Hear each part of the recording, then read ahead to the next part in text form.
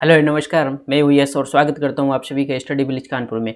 जी हम आज पॉलिटी के इस अध्याय में हम पढ़ेंगे कि राज्य के लिए आवश्यक तत्व। एक राज्य, जो राज्य मीन्स यहाँ पर राष्ट्र से है कि एक राष्ट्र के लिए क्या क्या आवश्यक तत्व हैं। किसी को हम राष्ट्र का दर्जा कब दे सकते हैं, उसके लिए क्या मानक होने चाहिए, और साथ में ही जानेंगे कि हमारा जो गवर्नेंस होता है वो कितने टाइप्स का होता है। तानाशाही क्या है, साम्यवाद क्या है, लोकतंत्र क्या है, गणराज्य क्या है। तो इन सारी चीज़ों के बाद में हम चर्चा करेंगे, तो बने रहिए मेरे साथ और करते हैं वीडियो की शुरुआत। तो सबसे पहले हम जानते हैं कि एक राष्ट्र के लिए क्या क्या आवश्यक एसेशनल एलिमेंट फॉर द स्टेट। तो इसके लिए राष्ट्र के लिए हमें क्या क्या ज़रूरत पड़ेगी। तो क्षेत्र, सबसे पहले हमारा होना एरिया होना चाहिए। किसी भी राष्ट्र के लिए सबसे उसका खुद का एक क्षेत्रफल होना चाहिए। दूसरा हमारा दूसरा इसमें पॉइंट आता है कि जनसंख्या, पॉपुलेशन होना चाहिए। किसी भी राष्ट्र के लिए होने के लिए उसके क्या होनी चाहिए, एक पॉपुलेशन होनी चाहिए। तीसरा पॉइंट हमारा आता है कि संप्रभुता होना चाहिए, जिसको सोवरेनिटी बोलते हैं। तो संप्रभुता होना भी आवश्यक है। चौथा हमारा पॉइंट आता है शासन, गवर्नेंस होना चाहिए। तो किसी राष्ट्र को एक राष्ट्र का दर्जा देने के लिए, राष्ट्र बनने के लिए, उसके लिए ये चार चीज़ें होना अति आवश्यक है। पहला पॉइंट हमारा है क्या, ये क्षेत्र। दूसरा पॉइंट हमारा क्या है, जनसंख्या। तीसरा पॉइंट है हमारा संप्रभुता, और चौथा पॉइंट हमारा शासन। तो यहाँ पर ये तीनों चीज़ें होना अति आवश्यक है। क्षेत्र मतलब क्या है कि उसका एक एरिया होना चाहिए, जनसंख्या, पॉपुलेशन होना चाहिए। अब यहाँ पर पॉपुलेशन के साथ संप्रभुता होना चाहिए। क्षेत्र तो आप समझ रहे हैं, क्षेत्र क्या है, उस देश का क्या होना चाहिए, एक एरिया होना चाहिए। पॉपुलेशन, वहाँ लोग भी रहते हों, पॉपुलेशन भी हो। अब ये कह दिए कि एक गांव के बगल में अगर जंगल है तो जंगल को हम गांव नहीं बोल सकते हैं, क्यों, वहाँ पर पॉपुलेशन नहीं है, वहाँ लोग रहते नहीं हैं, इसलिए उसको जंगल कहते हैं। तो एक राष्ट्र के लिए क्या होना चाहिए, वहाँ पर पॉपुलेशन होना चाहिए। अब बात आती है हमारी क्या, संप्रभुता। ये सबसे इंपॉर्टेंट है। सोवरेनिटी मतलब ये इसमें है कि आंतरिक और बाह्य डिसीजन लेने के लिए स्वतंत्र हो, इस पे किसी के प्रेशर से, किसी के दबाव बस कोई निर्णय ना लेके वो अपना स्वतंत्र होना चाहिए। जैसे मान लीजिए कि अभी इंडिया ने सर्जिकल स्ट्राइक किया पाकिस्तान पे, या एयर स्ट्राइक किया, तो क्या हमारे पीएम ने यूएसए से पूछा जा करके कि नहीं भैया हम सर्जिकल स्ट्राइक करने वाले हैं, तो आप बताइए, हमें परमिशन दीजिए। या अभी हाल में ही विवादों में जैसे कि S-400 मिसाइल है, रूस से डील हुई, उसमें से यूएसए ने बहुत सारा प्रेशर लगाया कि नहीं आप वहाँ से डील मत करिए। और ये तो हम तो स्वतंत्र हैं। तो एक स्वतंत्र एक राज्य के लिए क्या है, सोवरेनिटी बहुत ज़रूरत है।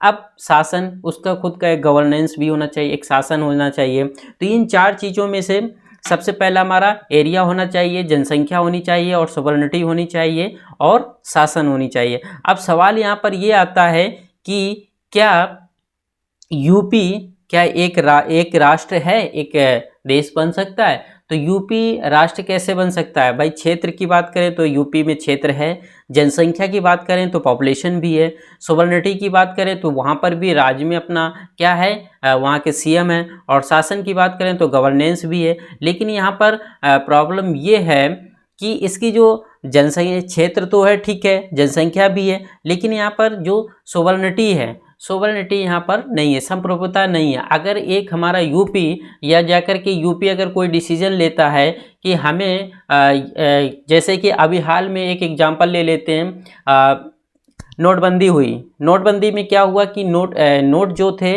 वो पुराने नोट जो हैं उनको बंद कर दिया गया और नए नोट चालू है। अब यूपी ये कहे, यूपी या कोई भी अदर स्टेट ये कहे कि नहीं भैया हम पुराने नोट ही चलाएंगे, तो यहाँ पर उसकी ये सोवरेनिटी नहीं है, यहाँ पर समरूपता नहीं है। जो केंद्र अगर लागू किया है तो उसको वो क्या करेगा, यहाँ पर उसको करना पड़ेगा। तो यहाँ पर इसकी सोवरेनिटी नहीं है। तो सबसे इम्पॉर्टेंट पॉइंट हमारे यहाँ पर आता है सोवरेनिटी। तो किसी राज्य के लिए, किसी राष्ट्र के लिए चार महत्वपूर्ण यहाँ पर पॉइंट हैं कि उसका खुद का क्षेत्र होना चाहिए, एरिया होना चाहिए, पॉपुलेशन होना चाहिए, सोवरेनिटी होनी चाहिए, और गवर्नेंस होना चाहिए। अब यहाँ पर हम चर्चा कर लेते हैं कि आखिर राज्य के लिए यहाँ पर जो शासन के प्रकार होते हैं वो कितने, हम चौथा पॉइंट यहाँ पर चर्चा करेंगे, शासन के प्रकार। तो देखिए शासन के प्रकार होते हैं तो ज़्यादातर आपने विश्व में हमारे कितने 5 प्रकार के शासन देखे होंगे। राजतंत्र जिसको मोनार्की बोलते हैं, दूसरा शासन हमारा तानाशाही डिक्टेटरशिप है, तीसरा यहाँ पर है हमारा क्या साम्यवाद कम्युनिज्म, और चौथा यहाँ पर बोले तो यहाँ पर क्या है गणराज्य है, और पांचवें की बात करते हैं तो यहाँ पर क्या है लोकतंत्र है। तो यहाँ पर अगर लोकतंत्र है तो पहले हम समझ सकते हैं कि राजतंत्र। तो राजतंत्र क्या है, जैसे कि ब्रिटेन है और यूके है जो, या कहें तो ज़्यादातर अरब कंट्रीज हैं, सब में क्या होता है राजतंत्र, मतलब यहाँ पर राजा अब भी बनते हैं, राजा और रानी यही सब यहाँ पर क्या होता है एक राजतंत्र होता है। जैसे एग्जाम्पल के तौर पे आप यूके ले सकते हैं, क्या है एग्जाम्पल के तौर पे यहाँ पर यूके हैं, और भी बहुत सारी अरब की कंट्रीज हैं तो यूके है, अरब कंट्रीज हैं, तो ये सारे यहाँ पर क्या है अब भी यहाँ पर क्या चलता है राजतंत्र चलता है।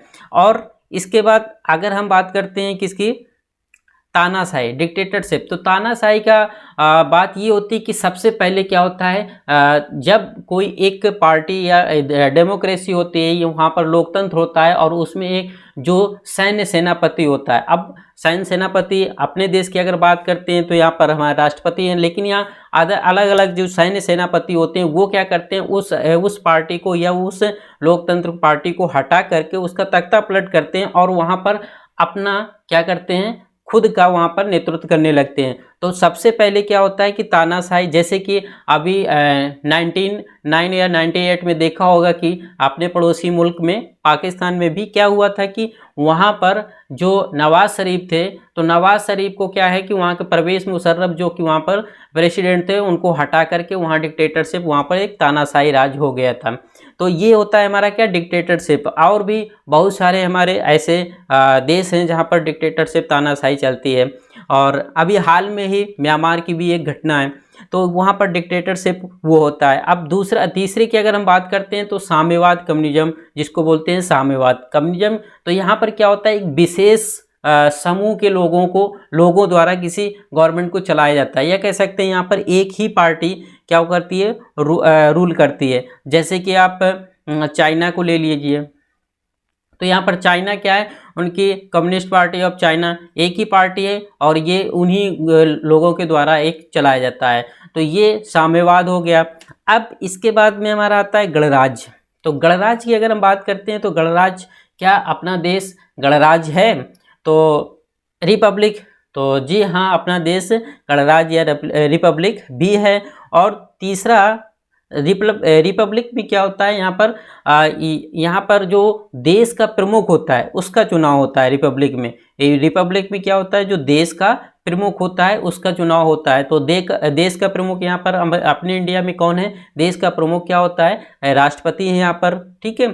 तो एक गणराज्य है, अपना देश गणराज्य भी है। और लास्ट पॉइंट हमारा है लोकतंत्र। डेमोक्रेसी में क्या होता है कि डेमोक्रेसी में जो शासन का प्रमुख होता है उसका चुनाव होता है। तो इन दोनों में थोड़ा सा डिफरेंस है। गणराज्य की अगर हम बात करते हैं तो यहाँ पर क्या होता है देश का प्रमुख जो होता है उसका इलेक्शन होता है, और यहाँ पर क्या होता है लोकतंत्र में क्या है कि यहाँ पर जो शासन का प्रमुख होता है जैसे हमारे पीएम है, तो यहाँ पर शासन का जो प्रमुख होता है वो लोकतंत्र में आता है। अब यहाँ पर हम कह सकते हैं कि हमारा ये गणराज्य भी है और लोकतंत्र भी है। क्यों? क्योंकि यहाँ पर हमारा जो हमारे देश के प्रमुख हैं वो क्या है प्रेसिडेंट है, तो प्रेसिडेंट का भी इलेक्शन होता है। और इसके बाद में हमारा क्या है लोकतंत्र की बात करें तो इनका भी इलेक्शन होता है। तो ये भले ही अप्रत्यक्ष रूप से चुने जाते हैं लेकिन यहाँ पर दोनों का इलेक्शन होता है। और हमारा प्रेम्बल भी कहता है कि हम भारत के लोग भारत को एक संपूर्ण प्रभुत्व संपन्न समाजवादी धर्मनिरपेक्ष लोकतांत्रिक गणराज्य बनाने के लिए, तो लोकतांत्रिक गणराज्य बनाने के लिए, तो यहाँ पर दोनों चीज़ें हमारे प्रेम्बल में भी दी हुई हैं। तो यह हम कह सकते हैं हमारा देश जो है वो रिपब्लिक मतलब गणराज्य और डेमोक्रेसी दोनों में आता है। अब यहाँ पर हम आगे चर्चा करते हैं सिर्फ डेमोक्रेसी के, तो ये भी लोकतंत्र भी है। तो ये भी हमारा क्या है दो प्रकार का है। एक हमारा आता है लोकतंत्र डेमोक्रेसी जो है, एक आता है हमारा क्या प्रत्यक्ष डायरेक्ट, और एक क्या आता है अप्रत्यक्ष। तो अगर हम प्रत्यक्ष की बात करते हैं तो प्रत्यक्ष में क्या होता है एक छोटा देश होता है जहां पब्लिक ही सब कुछ होती है, पब्लिक ही अपना नियम कानून बनाती है और ये ज़्यादातर और नियम कानून लागू करती है बनाती भी है। तो जैसे हम स्विट्ज़रलैंड की अगर बात करते हैं, किसकी स्विट्ज़रलैंड की, तो यहाँ पर क्या है, एक छोटा देश है, लेकिन प्रत्यक्ष रूप का तो हमारा भी कंट्री तो डेमोक्रेसी है, लेकिन हमारा जो डेमोक्रेसी कंट्री है तो वो क्या है, अप्रत्यक्ष है, इनडायरेक्ट है, डायरेक्ट नहीं है। क्योंकि इनडायरेक्ट में क्या होता है कि अगर छोटा देश है, अब भाई ये समझ लीजिए कि अपना देश है, इतनी उसकी 120 करोड़ पॉपुलेशन है, अगर वो पॉपुलेशन क्या सीधे जाकर संसद में बैठ सकती है, या संसद भी छोटा पड़ जाएगा। तो ऐसे ये छोटे कंट्री के लिए है कि यहाँ पर क्या है, अब जैसे ये स्विट्जरलैंड की अगर बात करें तो यहाँ के प्रधानमंत्री का जो यहाँ का पीएम होता है उसका 1 साल का चुनाव होता है, यहाँ पर इलेक्शन जो होता है वो 1 साल के लिए चुना जाता है यहाँ के पीएम का। तो ये छोटी कंट्रियों में डायरेक्ट प्रत्यक्ष रूप से वहाँ की डेमोक्रेसी होती है। अप्रत्यक्ष रूप से जैसे हमारा भारत है, तो यहाँ पर अप्रत्यक्ष रूप से क्या होता है, यहाँ पर डेमोक्रेसी होता है। तो अप्रत्यक्ष रूप भी इसको 2 भागों में हम डिवाइड कर लेते हैं, एक होता है अध्यात्मक और दूसरा होता है हमारा क्या, संसदीय। तो अध्यात्मक होता है जो कि प्रेसिडेंटियल होता है, और दूसरा जो होता है वो संसदीय होता है। तो प्रेसिडेंटियल में क्या होता है कि जैसे कि यूएसए है, अमेरिका है, तो अमेरिका में क्या होता है कि वहाँ का जो प्रेसिडेंट है, तो अभी इस समय जो बाइडेन है, तो प्रेसिडेंट जो है अमेरिका की वो क्या है, या वहाँ के मुख्य हैं। तो ये और वहाँ का क्या होता है, जो वास्तविक होता है, जो पावर होता है वहाँ के प्रेसिडेंट के ऊपर होता है, प्रेसिडेंट के पास होता है। यहाँ पर संसदीय में क्या होता है, यहाँ पर जो पावर होता है वो संसद के पास, या कह सकते हैं प्रधानमंत्री पीएम के पास होता है संसदीय में। तो अध्यात्मक में प्रेसिडेंट क्या होता है, यहाँ पर जो पावर होता है वो औपचारिक रूप से और वास्तविक रूप से। तो औपचारिक रूप से तो यहाँ पर जो अगर होंगे, यहाँ पर वास्तविक रूप से दोनों किसके हैं, प्रेसिडेंट के पास हैं, जो बाइडेन है। एक यूएसए की अगर बात करते हैं तो ये हमारा क्या हो गया, ये अध्यात्मक प्रेसिडेंटली हो गया ये डेमोक्रेसी। अगर यहाँ पर हम बात करें संसदीय में, तो यहाँ पर औपचारिक रूप से देखा जाए तो हमारे कौन होते हैं, यहाँ पर प्रेसिडेंट होते हैं। कौन, प्रेसिडेंट होते हैं औपचारिक रूप से, और जो वास्तविक होते हैं वो पीएम होते हैं। वास्तविक क्या होते हैं, पीएम होते हैं। अब यहाँ पर समझना ये है कि क्या ये प्रत्यक्ष रूप से, अब ये जो संसदीय प्रणाली ली गई थी ये कहाँ से ली गई थी, ब्रिटेन से। कहाँ से ली गई थी, ये यूके से ली गई थी। तो जब ये यूके से ली गई थी तो यूके क्या, हमारा जो यूके है तो वो क्या लोकतांत्रिक देश है, तो हाँ जी है। लेकिन यहाँ पर क्या है, लोकतांत्रिक तो है, लेकिन उसने क्या किया है कि वहाँ पर जो महारानी होती है, अब वहाँ पर महारानी भी बनती है। तो महारानी आती है, तो अभी मैं डिस्कस कर चुका हूँ पीछे, वो किस में आता है, मॉर्की में आता है। तो वहाँ पर क्या होता है, राजतंत्र। तो महारानी जब है तो वहाँ पर राजतंत्र होना चाहिए, लेकिन वहाँ पर महारानी क्या है, तो यूके ने बड़े उसको अलग ढंग से अपने फ्रेम किया है कि वो डेमोक्रेसी तो है, तो लेकिन वहाँ पर ये क्या है, इनडायरेक्ट, अप्रत्यक्ष रूप से। और अप्रत्यक्ष रूप से कौन सा चुना है उन्होंने, ये वाला, इसका क्या चुना हुआ है, संसदीय। इसमें क्या किया, औपचारिक रूप से महारानी को रखा है और वास्तविक रूप से वहाँ के पीएम है। तो इस तरीके से वहाँ का यूके का जो बना हुआ है कॉन्स्टिट्यूशन है जो उसमें, तो इस तरीके से उसका निर्धारण किया गया है। और तो इस तरीके से ये कुछ हमारे पॉलिटिक्स का कुछ पार्ट्स था, जिसमें से आज हमने लोकतंत्र डेमोक्रेसी क्या होता है इस बारे में चर्चा की। और मिलते हैं नेक्स्ट वीडियो में नए टॉपिक के साथ।